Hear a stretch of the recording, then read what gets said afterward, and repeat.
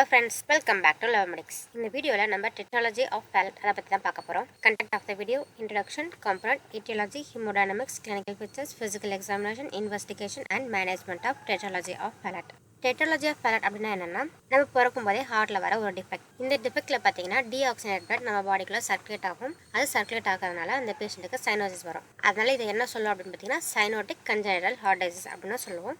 இந்த tetralogy of ஃபேலட்ல 4 features இருக்கும். அதோட பேர்ல இருக்கு டெட்ராலஜி ஆஃப் ஃபேலட். அதாவது டெட்ரா மீன்ஸ் 4 ஃபீச்சர்ஸ் இருக்கும். அது என்னென்ன ஃபீச்சர்ஸ் அப்படின்னு பார்த்தீங்கன்னா பல்மரி ஸ்டெனோசிஸ். இந்த பல்மரி ஸ்டெனோசிஸ் இருக்கனால ரைட் வென்ட்ரிகுலர் ப்ரெஷர் அதிகமாகிட்டு ரைட் வென்ட்ரிகுலர் ஹைப்பர்ட்ரோஃபி வரும். இது செகண்ட் கண்டிஷன். பிஎஸ்டி இருக்கும். பிஎஸ்டி இருக்கனால டீஆக்சிஜனேட் பிளட் ரைட் சைட்லேருந்து லெஃப்ட் சைடுக்கு பாஸ் ஆகிட்டு நம்ம பாடிக்குள்ளே சர்க்குலேட் ஆகும். அண்ட் அயோட்டா ரைட் சைடுக்கு வந்து ஷிஃப்ட் ஆகிருக்கும். இதுதான் overriding of aorta. Component of tetralogy of fallot அப்படின்னா என்னன்னா pulmonary stenosis, malaligned BSD, overriding of aorta and right ventricular hypertrophy. Aperts anomaly, silver anomaly, Goldenhar syndrome, Lange syndrome இந்த மாதிரி கண்டிஷன்ஸ்லாம் இருக்கும்போது அந்த பேஷண்ட்டுக்கு டெட்ராலஜி ஆஃப் ஃபேலட்மே கூட சேர்ந்து வரும். இதில் என்ன மாதிரி கண்டிஷன் அப்படின்னு பார்த்தீங்கன்னா பேபி யூட்ரஸ்குள்ளே இருக்கும்போதே அதோட க்ரோத் வந்து கம்மியாக இருக்கும். அண்ட் இந்த மாதிரி ஒரு சில ஸ்டேட்டர் அனாமலியாக இருக்கும்.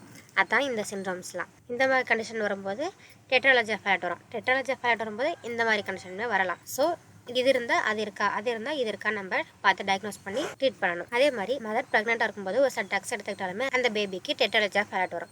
அது என்ன ட்ரக் அப்படின்னு பார்த்தோம்னா ட்ரைமெத்தடோன். இது வந்து ஆன்டி கன்வல்சன் ட்ரக், சீஷருக்காக யூஸ் பண்ணுவாங்க. தாலிடோமைட் இம்யூனோ மாடுலேட்டரி ஏஜென்ட், இது வந்து கேன்சருக்காக யூஸ் பண்ணுவாங்க. ஸோ இந்த மாதிரி ட்ரக்ஸ்லாம் டெட்ராலஜி ஆஃப் ஃபேலட்டை வர வைக்கும். நார்மலாக ஹார்ட்டில் பிளட் சப்ளை ஆகிட்டு இருக்கும். ஒரு சில இடத்துல ஓப்பனிங் இருக்குது, ஒரு சில இடத்துல அப்ஸ்ட்ரக்ட் ஆகிட்டு இருக்குது.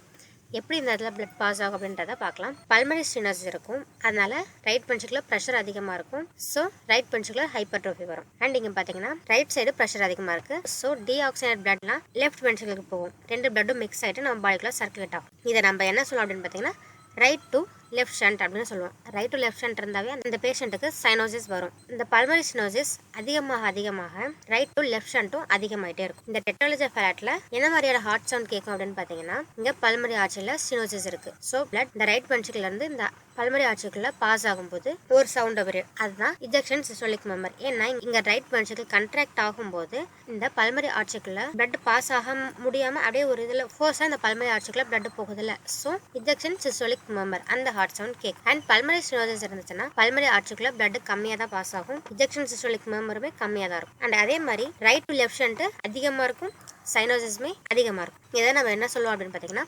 cyanosis is directly proportional to pulmonary stenosis. Systolic member is inversely proportional to pulmonary stenosis. அதாவது directly proportionalனா இது அதிகமாச்சுன்னா அதுவும் அதிகமாகும். Inversely proportionalனா இது அதிகமாச்சுன்னா அது கம்மியாகும், அது கம்மியாச்சுன்னா இது அதிகமாகும். அந்த மாதிரி இந்த பேஷண்டோட கிளினிக்கல் ஃபீச்சர்ஸ் வந்து பேபி டெலிவரி ஆனதுக்கப்புறம் எந்த டைம்ல வேணா வரலாம். அனாக்சிக் ஸ்பெல் அப்படின்னு ஒன்று வரும். அது என்னன்னா பேபி ரொம்ப அழுதுச்சுன்னா நம்ம மூச்சு வாங்கிட்டு சைனோசிஸ் வந்து இந்த மாதிரி ஆகிடும். அதுதான் அனாக்சிக் ஸ்பெல். பேராக்சிஸ்மல் அட்டாக் ஆஃப் டிஸ்னியா இந்த மாதிரி சொல்லலாம். அண்ட் சைனோசிஸ்மே வரும். இதோட காமன் ஃபீச்சர்ஸ் மூச்சு வாங்குறது, அதாவது டிஸ்னியா. அண்ட் அவங்களால எக்ஸசைஸ் ரொம்ப பண்ண முடியாது. அனாக்சிக் ஸ்பெல் அப்படின்னா என்ன? ஒரு குழந்தை தூங்கி ஏஞ்ச உடனே வரலாம். அப்படி இல்லைன்னா அந்த பேபி ரொம்ப அழுதுச்சுன்னா டிஸ்னியா வரும். ஸோ பேபி ப்ளூ ஆயிடும், அதாவது சைனோசிஸ் வந்துடும். அண்ட் அன்கான்சியஸ் ஸ்டேட்டுக்குமே போயிடலாம். அதே மாதிரி சீஷர்ஸ்மே வரும். இதெல்லாம் அடிக்கடியும் வரும், இல்லை ரொம்ப ரேராகவும் வரும். அண்ட் ஸ்குவாட்டிங்னா இந்த பேஷண்ட்டுக்கு உட்காந்துருக்கும் போது கொஞ்சம் ரிலீவ் ஆன மாதிரி இருக்கும். தனியாக இந்த மாதிரி போய் உட்காந்துக்கும்.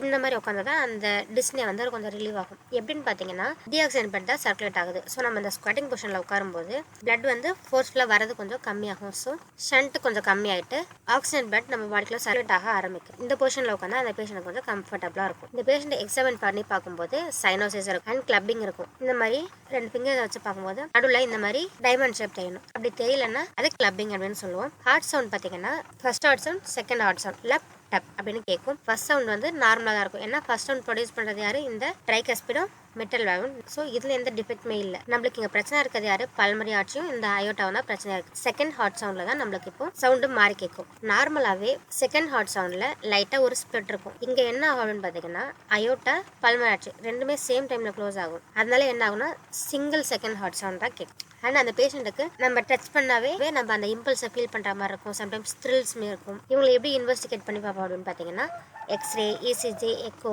கார்டியாக் கேத்தட்ரைசேஷன் இந்த மாதிரிலாம் எடுத்து பார்க்கலாம். எக்ஸ்ரேல பார்த்தீங்கன்னா பல்மரி ஒலிகோம்னியா பிளட் லங்ஸுக்கு கொஞ்சம் கம்மியாக தான் போகும். அதனால எக்ஸ்ரே எடுக்கும்போது இங்கே கொஞ்சம் டார்க்காக இருக்கா, பிளாக்கா, இங்கே கொஞ்சம் கம்மியாக இருக்கும். அதுதான் பல்மரி ஒலிகோம்னியா. இந்த கர்வேச்சர் பார்த்தீங்கன்னா இங்கே நார்மலாக இருக்குது, இங்கே ரொம்ப கார்டியோமெகலி ஹார்ட் கொஞ்சம் பெருசாக இருக்க மாதிரி தெரியும். அண்ட் அசெண்டிங் அயோட்டாவுமே கொஞ்சம் லார்ஜாக இருக்க மாதிரி தெரியும். இசிஜியில் பார்த்தீங்கன்னா ரைட் வென்ட்ரிகுலர் ஹைப்பர்ட்ரோஃபி இருக்கிறது தெரியும். எப்படின்னா ஆர் வேவ் ரொம்ப டாலாக இருக்கும், டி வேவ் கொஞ்சம் அப்ரைட்டாக இருக்கும், அண்ட் ரைட் ஆக்சிஸ் டீவியேஷன் இருக்கும். அந்த மாதிரி இருந்துச்சுன்னா ரைட் வென்ட்ரிகுலர் ஹைப்பர்ட்ரோஃபி அர்த்தம். எக்கோ எடுத்தாலுமே நம்ம இதை டயக்னோஸ் பண்ண முடியும். என்ன டீஆக்சிஜனேட் பிளட்லாம் நம்ம பாடியில் சர்க்குலேட் ஆகிறது தெரியும். ரைட் வென்ட்ரிகுலர் ஹைப்பர்ட்ரோஃபி இருக்கிறது தெரியும். விஎஸ்டி இருக்கிறதுலாம் இந்த எக்கோல பார்த்தா தெரியும். அண்ட் கார்டியாக் கத்தீட்ரைசேஷன் பண்ணி பார்ப்பாங்க. இதை எப்படி நம்ம சரி பண்ணுறது அப்படின்னு பார்த்தீங்கன்னா டேப்லெட் கொடுத்து சரி பண்ணலாம். அது மெடிக்கல் மேனேஜ்மெண்ட். பாலியேட்டிவ் ப்ரொசீஜர் அப்படின்னா என்னன்னா, இப்போ பல்மரி ஆர்ச்சுக்குள்ள பிளட் பாஸ் ஆகல, ஸோ ஏதோ ஒன்று கனெக்ட் பண்ணி பல்மரி ஆர்ச்சுக்குள்ள பிளட் பாஸ் ஆக வைக்கிறோம். அதான் பாலியேட்டிவ். அண்ட் கரெக்டிவ் ப்ரொசீஜர் அப்படின்னா என்னன்னா, நம்ம கரெக்ட் பண்றோம். என்னன்னா விஎஸ்டியை நம்ம கரெக்ட் பண்ணோம். பல்மரி ஆர்ச்சில் அந்த பிளட் பாஸ் ஆகல பல்மரி ஸ்டெனோசிஸ்னால, ஸோ அந்த பல்மரி ஸ்டெனோசிஸை நம்ம கரெக்ட் பண்ண போறோம். இது கரெக்டிவ் சர்ஜரி. இந்த பேஷண்ட்டுக்கு சைனோடிக் ஸ்பெல்ஸ் வருதுல்ல, அதை நம்ம எப்படி கம்மி பண்ணணும் அப்படின்னு பார்த்தீங்கன்னா, சேச்சுரேஷன் லெவல் அவங்களுக்கு கம்மியாக இருக்கலாம். ஸோ அவங்களுக்கு ஆக்சிஜன் சப்ளை பண்ணணும். நீச்சர்ஸ் பொசிஷனில் படுக்க வச்சா அவங்களுக்கு கொஞ்சம் கம்ஃபர்டபுளாக இருக்கும்.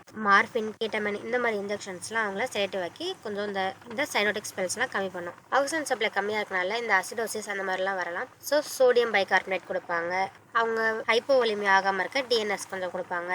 அவங்கள எப்பயுமே வாமாவே வச்சுட்டு இருக்கணும். அண்ட் அதே மாதிரி அனிமியா இருந்துச்சுன்னா அதையுமே கரெக்ட் பண்ணணும். பீட்டா பிளாக்கர்ஸும் நம்ம கொடுக்கலாம். But bronchial asthma, ventricular dysfunction இந்த மாதிரி கண்டிஷனில் பீட்டா பிளாக்கர்ஸ் கொடுக்கக்கூடாது. அந்த பேஷண்ட்டுக்கு சேச்சுரேஷன், ஹார்ட் ரேட், பிபி இதெல்லாம் நம்ம மானிட்டர் பண்ணிட்டே இருக்கணும். பாலியேட்டிவ் ப்ரொசீஜர் இதோட எய்ம் என்ன அப்படின்னு பார்த்தீங்கன்னா, பல்மரி பிளட் ஃப்ளோவை அதிகமாக்கணும். யாருக்கெல்லாம் பண்ணணும் பார்த்தீங்கன்னா, நியோனேட்ஸ்க்கு டெட்ரலஜி ஆஃப் ஃபேலட் அண்ட் பல்மரி ஆர்ட்ரேஷன் இருந்துச்சுன்னா பண்ணுவாங்க. சைல்ட்ஸ்க்கு ஹைப்போபிளாஸ்டிக் பல்மரி ஆர்ட்ரேஷன் தான் பண்ணுவோம். இன்ஃபான்ட்ஸ்க்கு ஹைப்போபிளாஸ்டிக் பல்மரி ஆனோலஸ் இருந்தால் பண்ணணும். அண்ட் அதே மாதிரி 3 months தான் ஆகுது, பட் இருந்தாலும் அவங்களுக்கு ஹைபாக்சிக் ஸ்பெல்ஸ் நம்மளால மேனேஜ் பண்ண முடியல அப்படின்ற கண்டிஷன்லையுமே நம்ம பாலியேட்டிவ் ப்ரொசீஜர் பண்ணலாம். அந்த இன்ஃபான்ட்ஸ்க்கு வெயிட் ஏறவே இல்லை, 2.5 kgக்கு கம்மியாக இருக்குது, ரொம்ப அதிகமாகலை அப்படின்ற கண்டிஷன்லையுமே நம்ம இந்த ப்ரொசீஜர் பண்ண போகலாம். ஏன்னா அந்த பேஷண்ட்டுக்கு வெயிட் ஏறலை, ஏன்னா அவங்களுக்கு ப்ராப்ளம் இருக்கிறனால அவங்களுக்கு வெயிட் ஏற மாட்டேங்குது. அதனால நம்ம இந்த ப்ரொசீஜர் பண்ணலாம்.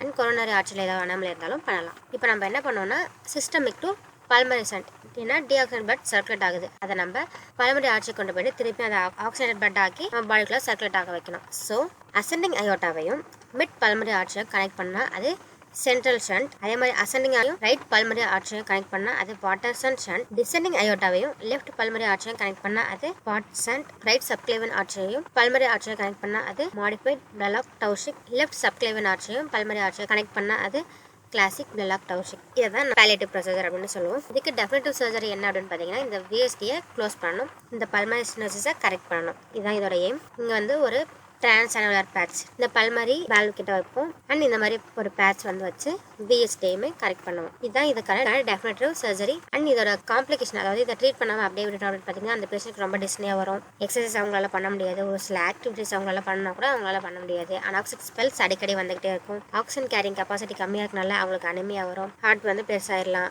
கன்ஜஸ்டிவ் கார்டியாக் ஃபெயிலியர் வரலாம். ஹார்ட்ல அடிக்கடி இன்ஃபெக்ஷன் வரலாம், அதாவது இன்ஃபெக்டிவ் எண்டோகார்டிட்டிஸ் வரலாம். ட்ரீட் பண்ணாமல் விட்டால் இந்த மாதிரி காம்ப்ளிகேஷன்ஸ்லாம் வரும். Question time. What are the components of Tetralogy of Fallot? Malaligned VSD, pulmonary stenosis, right ventricular hypertrophy, overriding of aorta. Thanks for watching.